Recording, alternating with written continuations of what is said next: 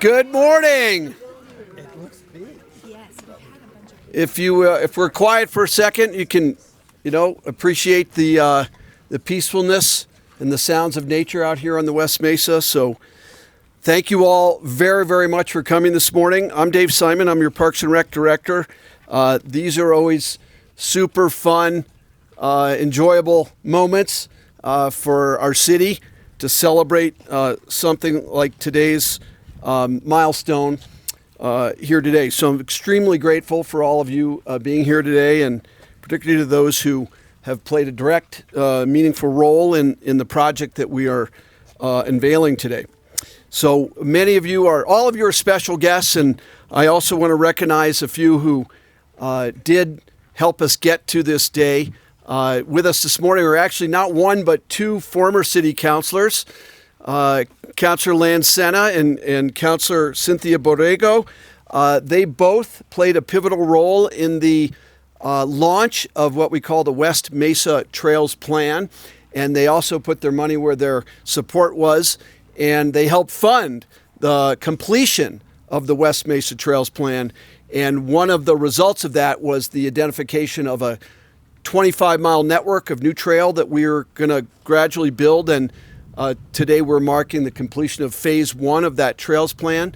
And it is in part due to Lan and Cynthia. Thank you so much. Bernalillo County Commissioner Barbara Baca is here today. In her hat. I just said, trails girl like her, she is not going to miss a trails event. She's her mark is all over our park and recreation department and our open space. She held the position that I'm grateful to have now as director of the department. I want to recognize all of the volunteers who are here with our open space advisory board. Our chair is here, Diane Sauter. Christine is a new member of our board also. Greater Albuquerque Recreational Trails Committee members, and I'm not sure if I saw anybody from our Metropolitan Parks and Rec Advisory Board, but they also play a great role in volunteer support and service to our department and to the city as a whole. Petroglyph National Monument Superintendent Nancy Hendricks, who kind of has a bunch of stuff behind us under her guise. Of course, she's on an unscheduled vacation right now, unfortunately, since our national parks should be open to the American public, not closed. But unfortunately, Nancy could not join us here today. But we also have from the State of New Mexico Outdoor Recreation Division, Program Manager Carl Colonius is here. Thank you, Carl. And all of them and many of you played a big role in today's accomplishments. We'll talk more about that, but I want to get started right away now with introducing our mayor, Tim Keller. All right, thank you. Well, what a beautiful fall day in Albuquerque. And it's always days like this that remind me I've got to spend more time in our open space. But depending, of course, on everyone's lives and so forth, we know that open space in Albuquerque is also always there for us and our families. And I want to emphasize that is terrible that it is that the federal facilities are closed right now. Let's remember that the state facilities are open, the county facilities are open, and the city facilities are open. So there are all sorts of amazing things you can do. And of course, that's a credit to the workers who keep this operating and running and our whole system at all those levels that I mentioned, state, county, and city each day. So there's a ton of folks from open space here and others. I just want to give everyone who takes care of our public lands in general a round of applause. Thank you so much. Now, we're here too, of course, to celebrate the sort of reopening of this trail to a certain extent, but really it's the first official opening and it's been repaved. I did learn today why it's shaped the way it is. This trail, of course, connects, in layman's terms, it connects one side of the volcanoes to the other. That's kind of how my kids and I look at it. But that's also awesome. Because you have, of course, our double eagle airport and the volcanoes right there and the different different picnic areas and so forth on that side of the National Monument. But then also on this side, we have our old time rodeo grounds and the remote control airport, which is also awesome. Or I don't even know what exactly you call it. Maloof. George Maloof Air Park. Air Park. There we go. But that thing is like, these are just hidden gems in our city that I love that we have. And that Air Park at certain times of year, by the way, is super busy. And of course, there's also like kind of that horse steeplechase thing kind of remaining out there too. So there's like hidden gem world all up and down this trail. And of course, it also is just such, I think, one of the most awesomest, powerful experiences when we've all done this. You come into town from the west, and I'm going to do it on a road first, but you come over 9 Mile Hill and you see like out before you the amazing Duke City. And that's such a powerful view. And you see that it also, like, our town looks way bigger than it really is. I mean, it looks like it's LA or something, but it's just a wonderful reminder of the urban center that we do have in the beautiful rural New Mexico, the city at the crossroads, the commercial capital. And you see that view. I mention this because it's very hard to actually experience that when you're not in your car until really this trail. It's the same thing, but in a much more peaceful and much more, frankly, indigenous setting, right? And so you see this view, but then right when you get over the hill, you know what you see, the city of Albuquerque. And so to me, that's one of my favorite things. When I take visitors here, and even other mayors come in, we always take them out here. Usually we have to do it on the road, but now we're actually going to be able to just walk them right up the hill and show them. And so it's a great way to sort of unveil the city to ourselves if we haven't viewed it from that perspective in a long time, or to show visitors. I will also mention one other thing. This spot is really popular for proposals. So I'm just giving you a heads up. I know multiple people who have proposed on this trail, and now that it's paved and more busy, I would expect it's not just proposals. It's also, you've got a good spot in the city when it's where everyone goes for prom pictures. And so in the Bosque during prom season, all the areas where there's actual decks and things like that, they are packed. Also sort of for quinceañeras too. And so anyway, I think this is also going to quickly show up on social media and be one of these spots where everyone goes to take their pictures before our different occasions in high school and college that we do love to pose for pictures for. So a wonderful redone and souped up amenity. But that brings me to reflecting about the people who live here, and in particular, one specific person. And she's someone that I never got to meet. I know some of you did. And we know in the 70s, there were massive fights to save the volcanoes. And again, some of you remember this. And we, as part of the Stories of Us project, have been throughout the city trying to tell the stories of the people who help Albuquerque. Sometimes they're big stories, sometimes they're small stories, even just in a neighborhood or in a smaller community. Sometimes they're much larger stories. And this one actually, to me, is a very large story in a sense that we today are naming this, of course, after Ruth Eisenberg. And she was known at the time, and I've heard of her by this name, the Volcano Lady. People will tell me, there was this lady, the Volcano Lady, and she saved the volcanoes. And so today we reflect on her story. This trailhead honors her legacy. And of course, there were many others involved. There's no doubt about that. But to actually make sure that we tell her specific story is what we're going to unveil here today. And Dave and some others are going to talk more about that. But I think in many ways, there's, off the top of my head, right, that's who we should name this after. And that's whose story we should remember as we bike on this amazing trail. Because it's no doubt without her, and there were others too, but without her spearheading it, this whole area may never not have happened. It would have been sprawl. It would have been kind of just like what you see that way. And so through a number of initiatives, we've saved it and continue to fight for it every day. But it all started back then in the 70s. So with that, I'm going to hand it back over to Dave and Carl and Diane, and they're going to take us from there. Okay. Thank you, Mayor. Just a moment of director privilege. I just have to say, under Mayor Keller's leadership, just a couple of things I think we should remind ourselves. We increased the amount of open space protection acquisition money by 33%. Unbelievable.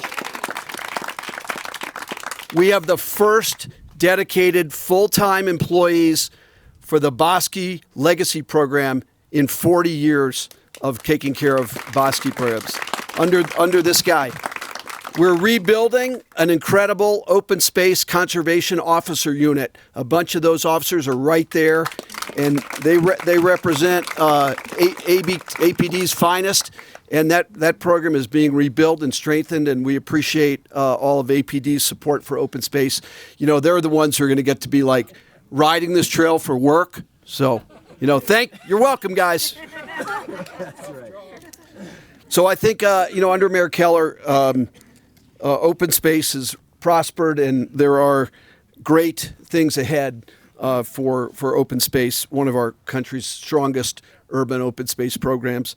And with that, I do want to thank and recognize all the folks out here, as the mayor did, from our open space division. They worked extremely hard on this set of projects. Thank you all very much. We have a super staff. Give them a round of applause or clap for yourself. Many of them were on the business end of tools out here to build the new Volcano Vista Trail. I want to recognize and thank, of course, the Outdoor Recreation Division. Carl's here is representing the state. They provided critical support for this project in the form of a $295,000 grant, which we overmatched for the city, but it really was the jump starter to the project. Thank you, Carl, and he'll talk a little bit about what he and his colleagues are doing.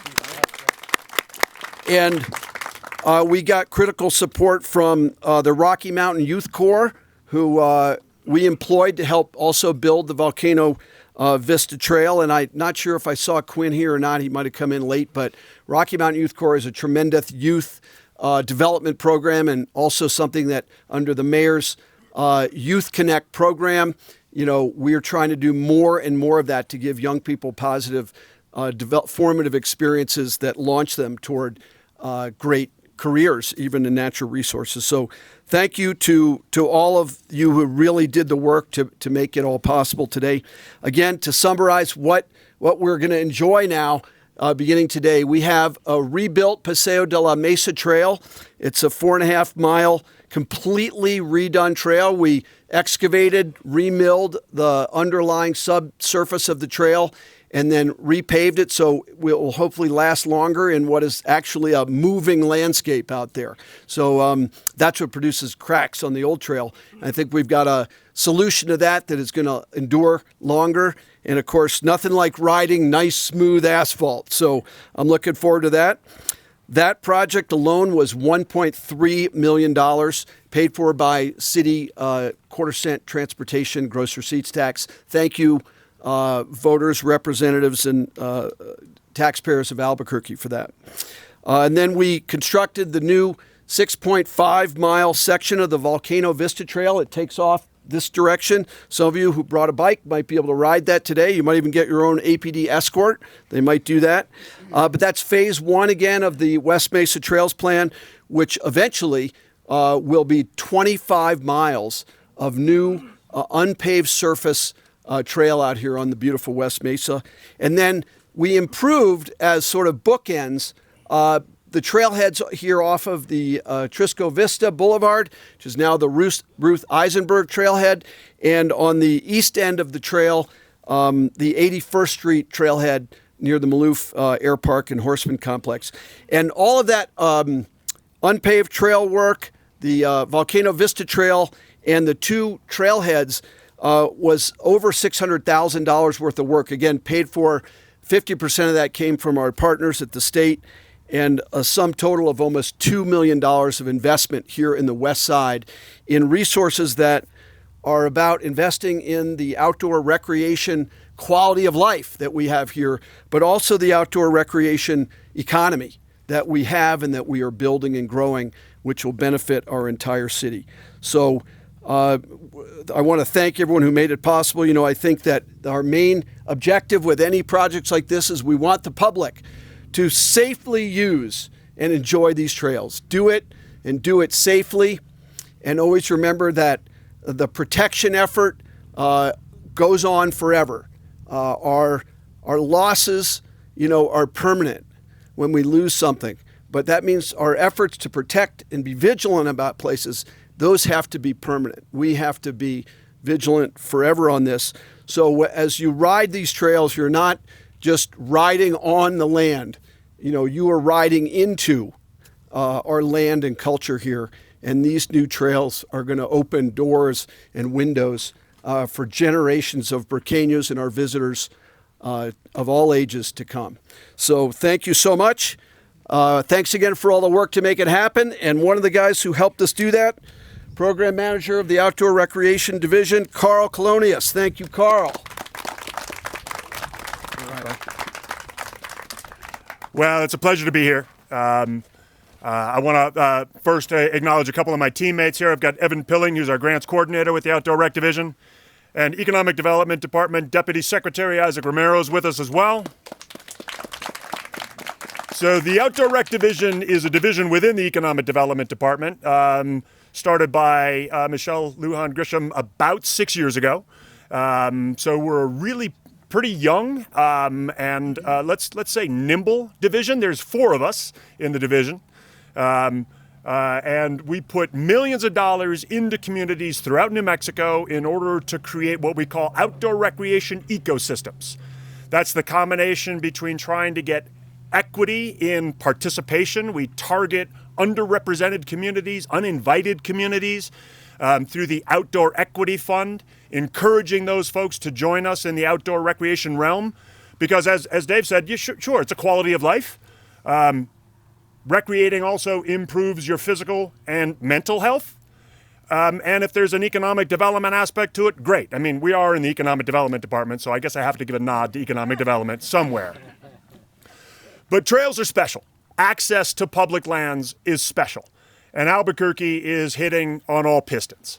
Mayor Keller and I were joking that now we have been at ribbon cuttings on opposite sides of Albuquerque, in the sense that we had a Tijeras Park trail opening earlier this year.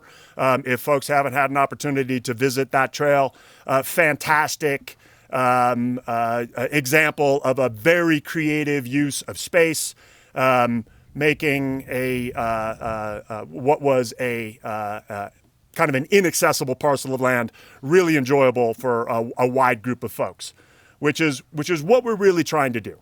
How do we connect communities to recreational opportunities, make strategic investments through the Trail Plus grant program in infrastructure so that parking is available and legal, that trails are well sustainably designed and well constructed, that this facility benefits the entirety of the community, even if you're not a hiker or a biker or an equestrian. This makes an improvement in your facility, in your community. This is a benefit. So again, thank you very much for joining us here today. Ribbon cuttings, hands down the favorite part of my work. I could be at home scoring proposals right now, but this is much more fun, especially since I'm going to get on a bike in a little minute. But again, pleasure to be here. Thank you very much. And let us know if you have any questions about the Outdoor Recreation Division. We do have grant programs available both to engage participants as well as to build out infrastructure. And we're here. So thank you very much. All right, a few folks. Diane, come on up here. You're on deck. Just want to recognize the guy who helped write the grant to you, Carl, was standing over there in the sunglasses. Dennis Vasquez, our former deputy. He also he did a few years as a leader in the National Park Service. I think 42, if I'm not mistaken. And the former director, superintendent of the Open Space Division, Rex Funk, the man. Very first superintendent. And our current superintendent, Colleen Langan McRoberts. All right. Now, someone who also has put her whole career into the protection of culture and nature, and in Albuquerque in particular, former employee of the National Park Service at Petroglyph National Monument, the first employee of Petroglyph National Monument, Diane Souter. Thank you, Dave. First, I'd like to say to the mayor, I've learned something about what multiple use can be. If we're adding proposals, I'd like to add to that rollerblading. About 10 years ago, I started here and I rollerbladed down to the 81st Street parking lot. And I was never so glad to be there because it was a slope. And so please be careful on this trail. Ruth Eisenberg. She made a difference.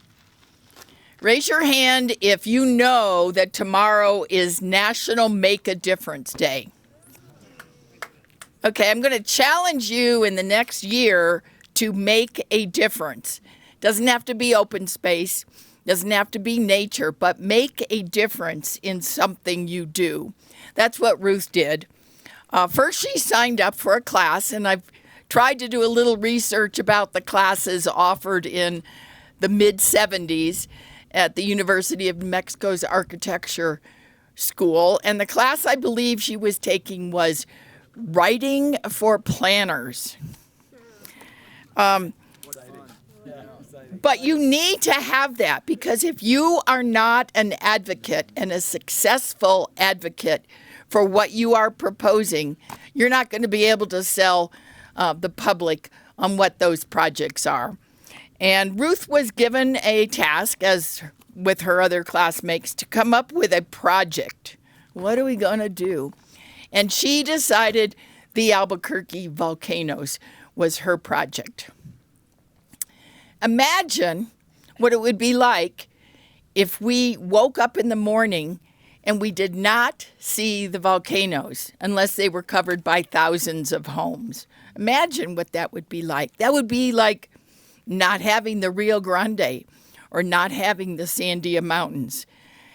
Ruth decided that she was going to make it happen. So like everything else in the history of Albuquerque, timing is everything. And what was happening in the mid-'70s is Albuquerque was changing to a mayor-city council form of government. And she took advantage of that by knocking on every single councilor's door. And she and her fellow open space task force members, such as Vi Miller, Ellie Mitchell, Bob White, knocked on every single city councilor's door and made a difference. Then, of course, she got really active, and they had events out at the volcanoes. Interestingly enough, at that time, I was working for the Bureau of Outdoor Recreation and HCRS, Heritage Conservation and Recreation Service, and I was looking at the possibility of funding an amphitheater at the base of the largest volcano. Can you imagine if that happened? And about 20 feet above me, and the next floor up, was the planning office of the National Park Service, and they were working on revising the legislation for Public Law 313-101, which established Petroglyph National Monument as a cooperative unit along with the state of New Mexico, the city of Albuquerque, and the National Park Service. So timing is everything. Get involved, and timing is everything. I looked up Ruth Eisenberg's obituary, and there are 30 Ruth Eisenbergs out there. I'm going to continue this search because about 20 years ago, her son came into the visitor center, and he introduced himself. And he wanted to know the location of the bench, which I believe is still there. Is that correct? And that might be a nice winter walk for those of you who want to go and sit and reflect upon the volcanoes. When I worked for the National Park Service, we took the job of consultation very seriously. And we talked to several Pueblo elders and asked them, what is so important about this place? And some of them actually said, to my surprise, the volcanoes. I said, what? More important, some of them said, than the petroglyphs or the escarpment themselves. So we asked them to explain. And they said that their world was defined by the Sandia Mountains on one side and Mount Taylor on the other. Of course, you have Father Sky and Mother Earth, and you have the river flowing through our wonderful city. But each one of us is here today because the Pueblo people were here. And the Pueblo people were here because of the volcanoes. I went out one morning with a TV or a film crew from the Natural History Museum, and I was laughing with them, and I said, oh, when I was here all by myself as the first employee, I went up to Vulcan and I felt warm air billowing up, and I didn't know what to do. This was before we had cell phones. I couldn't just call up the regional office and say, what's going on here? So I saw warm air, the kind when it's really cold and you can see your breath. I saw warm air coming up. So I drove downtown and I called the regional office. They sent a geologist out and said, no, that's just a fumarole or an air vent. But I was laughing with the film crew, and I told that story, and they said, this was early on a winter morning, and it was about 6 degrees, and they said, you mean like that and that and that? And we counted 21 air vents, warm air, creating shadows just as the sun was coming up from the Sandia Mountains. To the Pueblo people, that warm breath is equivalent to the breath of Mother Earth, breathing, a sacred place. And they believe that Mother Earth opened up and bled for her people. This is a sacred place. When I first started coming here in the 70s, I used to see prayer feathers, prayer sticks being left at all the volcanoes. I don't see that anymore, but I hope that we can all continue to have respect for that place. So my message is we can't all be Ruth, but we can make a difference and respect the volcanoes and this landscape. This is a multiple use trail. It's on open space land. A lot of the trails within the monument are pedestrian only, again, out of consultation and respect. So we've cooperatively worked, thanks to early seeds of cooperation with the city to make that happen. Thank you. Okay, great. All right, thank you all very much. Now we'll move this direction, and Mayor, if it's okay, we'd like the community to come on up and help us kind of unveil this special new sign. Anyone who wants to come up and be part of this, please join us. Whitney Phelan, our project manager on the Paseo de la Mesa Trail. Come on up, Whitney. Give her a round of applause. Good to see you. I'm doing well. Good to see you too. Come on up. Get in there. Thank you for everything you've done. You can show it to Edward if you like. What are you doing? Oh, good to see you too. I'm so glad you came. Jerry? All right, let's get in there. No, we want you. Clip movers ready? Okay, ready? Give us a countdown, Dave. 3 backwards. All right, let me think about that. All right, 3, clips removed. 3, 2, 1.